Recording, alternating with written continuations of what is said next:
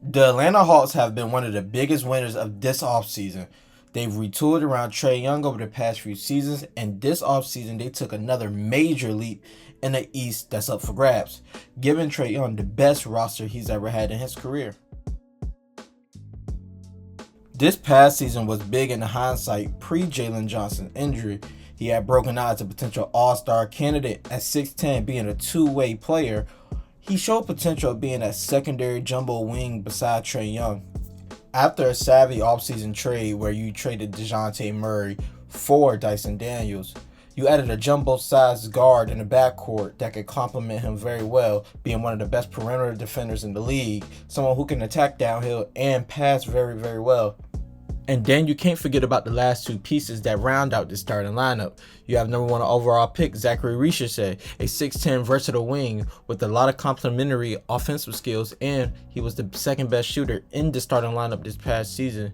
And then you have Nickeil Alexander-Walker, who replaced Capella in the starting lineup at some point during the season, sacrificing traditional rim protection for more mobility on that end of the floor, and you have the offensive versatility with this passing and growing shot. After a very, very underwhelming playoff series against the Miami Heat a few seasons ago, a lot of questions was asked about Atlanta. And then they continued to slowly pivot in this direction. Some misses, some makes, but still going around size, athleticism, and positional versatility around Trae Young. And despite being on a 44 win pace last season before Jalen Johnson's injury, they still lacked shooting gravity, which is why they aggressively addressed it this offseason while keeping their core philosophy. You cannot compete today without elite perimeter gravity.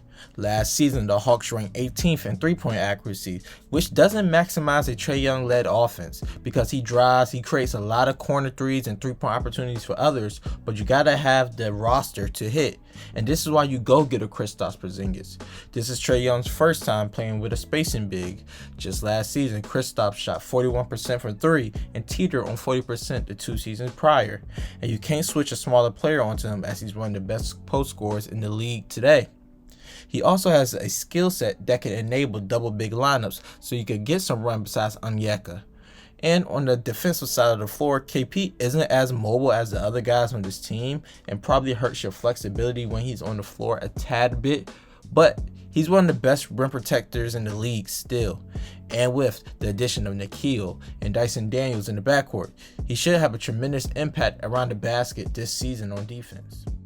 And as we touched on a tad bit earlier, the Hawks didn't stop there. They also added Nickeil Alexander-Walker, another elite point of attack defender who can also run the offense, hit an open three, and has positional size. You can slide him alongside Trae Young where he can play a spot-up role or initiate some offense for Trae Young to get going off the ball. He can also play the point guard in some defensively slanted lineups alongside Dyson Daniels. Full court pressuring at the point of attack and causes turnovers in the passing lanes for both of them should wreak havoc on offenses all across the league. He represents Atlanta's vision of versatility on both ends with positional size.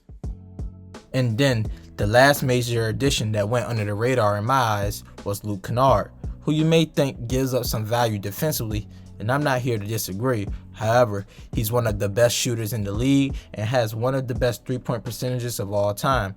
He can be someone you throw in these lineups to add some additional spacing. He can play the 2 and the 3 and just mix and match for Quinn Snyder. So when you step back and think about it, what all of this adds up to, this is very intriguing.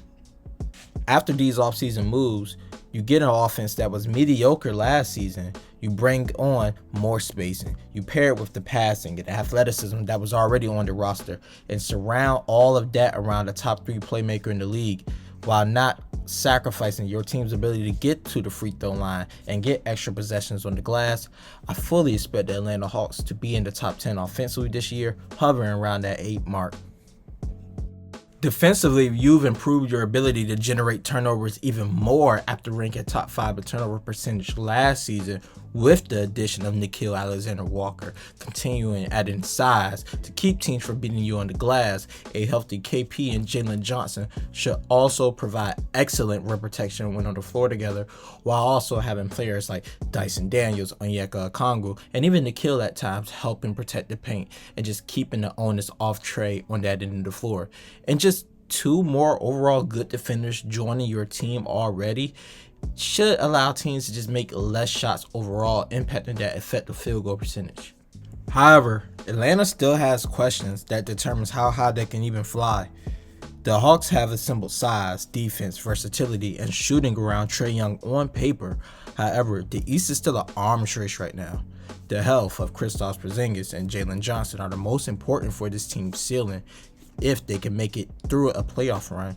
You also have the non-Trae minutes, where there's no standout offensive engine on that end of the floor without Trae Young. Maybe Jalen Johnson takes the creation leap, but if not, we could find a team struggling and relying heavily on defense and transition play to generate points without Trae on the floor. Can that work through 4 rounds in the playoffs? To be determined. And the last thing I want to see is more off-ball Trae Young. I think with this team, with the multitude of passers and versatility they have on offense, you can run some down screens, getting Trae Young curling off a screen, going downhill with Onyeka rolling or Jalen Johnson rolling to the basket. Even Kristaps Porziņģis forcing teams to switch or pick and pop with him. So it'll be good this season seeing how he's used this season, or will it just be primarily him dribble the ball up versus a stagnant defense that's set and flowing and trying to manipulate it. I think if you get Trae Young moving more off ball, it also can rise his efficiency, but also overall helps the team getting players to shift in his direction off the ball, even creating more on-ball opportunities to attack for Nickeil or for Dyson, for Jalen Johnson. If the Atlanta Hawks decide to re-sign Trae Young to a max extension, this team is built for years to come.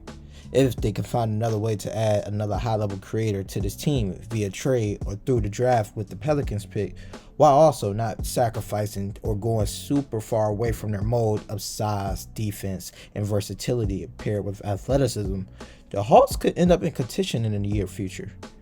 Let me know what you guys think the Atlanta Hawks are going to do this season, whether they're another first-round exit, whether they're a second-round team, conference finals team, or even a final sleeper. Don't forget to like, comment, and subscribe, and let me know where you think Trae Young ranks amongst point guards today.